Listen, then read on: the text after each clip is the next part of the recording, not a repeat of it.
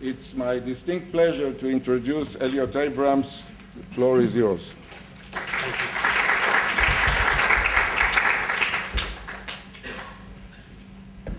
Thank you, Tzvi. You know, we have known each other for, as Tzvi said, nearly 40 years, and this is the first time I ever heard him speak Hebrew. And you have a very good accent, so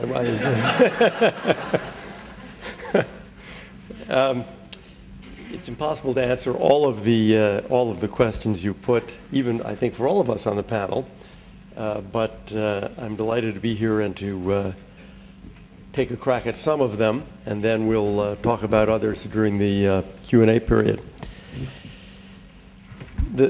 My subject is not the differences from one political party to the other, or one president even, but trying to look at what are the deeper, longer-lasting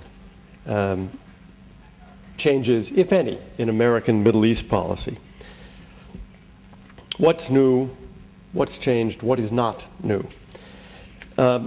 First, what is not changing fundamentally is the level of support for Israel. The polls make that clear. If you look at the opinion polls over decades, there are blips, but essentially they do not change. The support within that number is shifting from mostly Democrats to mostly Republicans, I would argue. But it's a shift. It's not an earthquake. It's something that's happening over decades. I doubt that we're going to see any great changes here in terms of support for Israel, in part because the changes that are taking place in Palestinian politics suggest more support for Israel rather than the Palestinians. That is, when the Palestinians move toward a coalition government, a government of national unity with Hamas, which the United States continues to define as a terrorist group, that's not going to engender greater support for the Palestinian cause.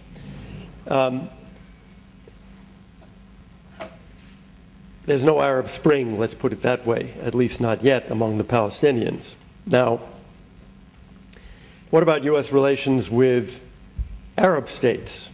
Here again, I doubt that what is happening will tend to push the United States away from Israel or more toward those states. For example, the very difficult situation the Copts are in Egypt does not lead Americans, American Christians, or Americans in general to feel more warmly about Egypt as opposed to Israel.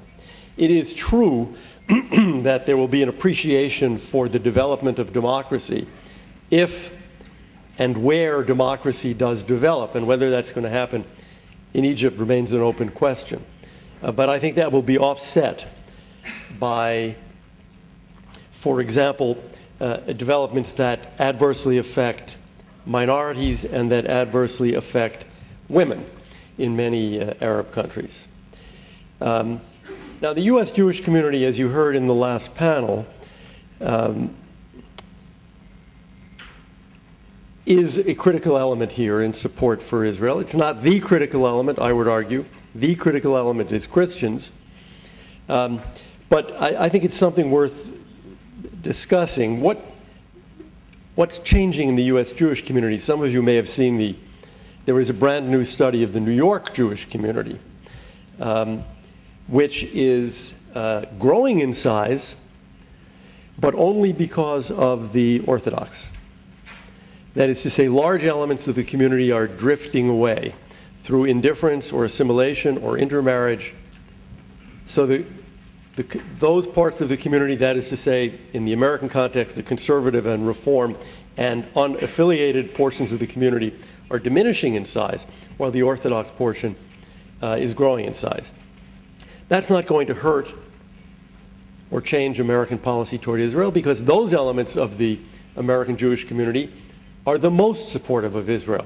They are the least likely to say, for example, well, I may like a candidate who's pro-Israel, but I don't agree with him on abortion rights. They are the least likely to say that and the most likely to vote for Israel. The evangelicals are more concerned about Israel than ever before. And I think it was Bill Schneider who said, rightly, it was smart for Romney to mention that issue because, of course, it is an issue that's very popular among evangelicals. Right. It is a critical issue among evangelicals. And that means that there is a base of tens of millions supporting Israel in the U.S. When I talk to European diplomats who come through Washington and ask me, how do you explain the support for Israel in the United States? And then they ask about the Jewish lobby. And my usual answer is, we in the United States do not support Israel because we have Jews, or more Jews than you, percentage-wise. In some cases we don't. It's because we have Christians. It's because when I go to Europe and visit your churches, they're filled with Japanese and Chinese and American tourists, while churches in the United States are filled with Christians practicing their religion.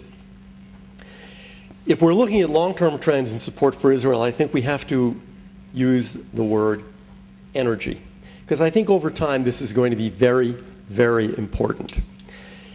Consumption of energy in the United States is rising, but the importation of oil from the Middle East is falling. Consider the state of North Dakota. I could take a show of hands. Has anyone here ever been to North Dakota?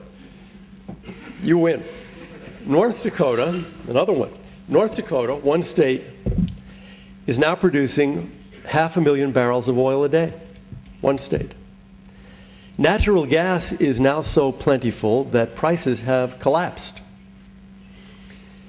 Energy geologists say that in addition to the rather fantastic oil sands in Canada, there are tremendous new oil deposits just now being found off the coast of Brazil, and there are also, by the way, off the coast of East Africa. So what is the net of that? That Middle Eastern oil is becoming less, not more important over time. It's now down to about 10% of U.S. consumption. The trend is clear. Less reliance on the Persian Gulf over time. So if you look back to U.S. policy on Israel and you say, over 60 years, well, there's been a balancing in the State Department and the White House between the oil interests, Saudis and others, and Israel. That balance is going to tip in favor of Israel as those oil interests become less significant. And by the way, I should add, I'm sure we'll come back to this, when you talk to those oil interests in the Gulf, Saudis, Emiratis, and others, they don't talk about Israel except as a possible savior from the Iranian threat that they face. So there is no clash of interests at this time. Combine that with the demography, and now we come to another factor with respect to the role of the United States. Europe, as you know, has a tremendous lack of births. Their economies are going to be suffering for decades to come. We know this. You know, there are certain things in the future you can't predict. Demography you can predict. You know who's 1 year old today and will be around in 25 years. Unlike Europe, we have plenty of births and plenty of immigration, and we will not face the demographic challenges that the EU or Japan or China or Russia have to face.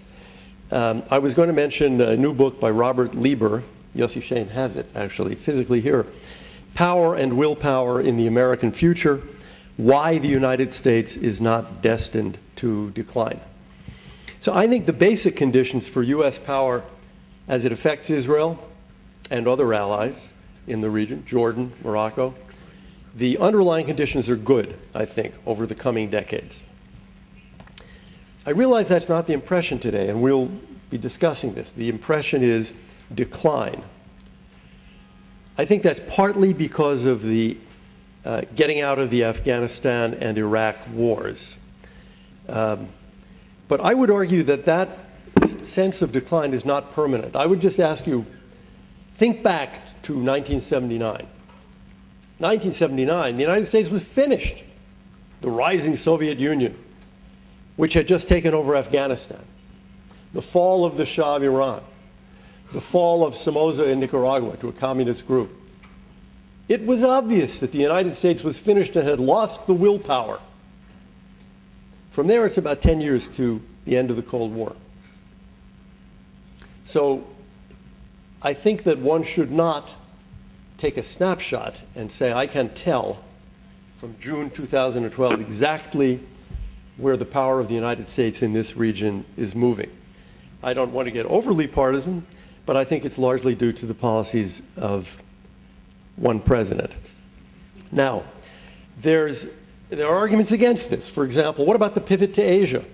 Isn't it true that the United States is no longer interested in the Middle East? There is a pivot to Asia. For one thing, in military terms, it is predictable. It is, I think, what any president would do. Why? Our only global competitor, the only global competitor of the United States today is China. Russia is not a global competitor. The so-called BRICS, Brazil, Indonesia, this is kind of silly, actually, to think of them as global competitors. There's China. So naturally, you shift some military power to that region. And the nations in that region are clamoring for more American presence and more American support. All of them. Japan, Australia, South Korea, Vietnam, Burma, Cambodia, we can go down the list. All of them are. And there is also, of course, a shift in the world economy. I mean, one can say that the center of world economic life has been the Atlantic for 500 years, since the voyages of discovery. That's changing. And the center of world economic life looks like it's going to be the Pacific for quite a while now, thinking of China and India. But let's not exaggerate that also, the speed and the size of that shift. The United States has huge amounts of power available right now in the Persian Gulf, and we often have the presence of more than one carrier task force in the Persian Gulf. Now, but there is a pivot to Asia, a slow and steady one, but it exists. Is that bad for Israel? I think it's bad for the EU. I think it's probably bad, combined with all the energy developments, for the Arabs. Not so sure it's bad for Israel. Israel has very intelligently been developing quite interesting relations with India and China over the past, certainly the past decade. And you will have, so you'll have your own ties to Asia, and you will have an America less dependent on the Arabs. And you'll have an America that is less sensitive to, I think, European attitudes toward Israel, which I think are bad and going to get worse. This is not really my subject, but I have to throw in this factoid.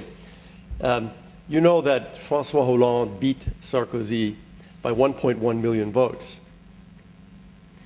in an election in France in which there were 1.7 million Muslim voters, who polls show voted about 90 or 85% for Hollande. European policy is likely, I think, to move away from Israel, but European policy will have less and less influence on American policy. Well, let me ask this question one other way. The United States has been the dominant power in this region, maybe you could say since World War II, or since 1967 when the British left Aden, or if you want, since 1991, the collapse of the Soviet Union. We've been the really dominant power for a while. That period of post-Cold War total domination is obviously over. People talk about the rise of Turkey, the rise of Iran. Now we have the collapse of Egypt. But, again, I wouldn't exaggerate it. A year or two ago, you could read in the newspapers how Turkey was becoming the dominant power in this region. Does anyone believe that now? I certainly don't. I think we're seeing in Syria that Turkey cannot provide any leadership. It can provide hostility to Israel, but it cannot dominate the region, and it cannot lead the region. For me, the question in the region is, Iran, and whether Iran will become a nuclear weapons state, and then, of course, whether others will follow it. So maybe the question is the desire of the United States to dominate and the ability of the United States to dominate the Middle East changing? I come back to Iran. I think the ability of the United States to be the dominant power in the region will remain unless Iran gets a nuclear weapon. I do think that the need to dominate this region will diminish over time, slowly. Again, we're talking about the passage of decades, not the passage of months. Will diminish over time because of the diminished importance of Middle Eastern oil. I don't think the ability of the United States to be the greatest power in this region, the sole great power in this region, will change as long as Iran does not get a nuclear weapon. Do these trends harm Israel? I think the key question here again, let's talk about 25 years, is on the one hand, does Iran become a nuclear weapon state? Or on the other hand, does the Islamic Republic collapse? Which I think is very likely over that long a period of time, given the apparent hatred of the people for it.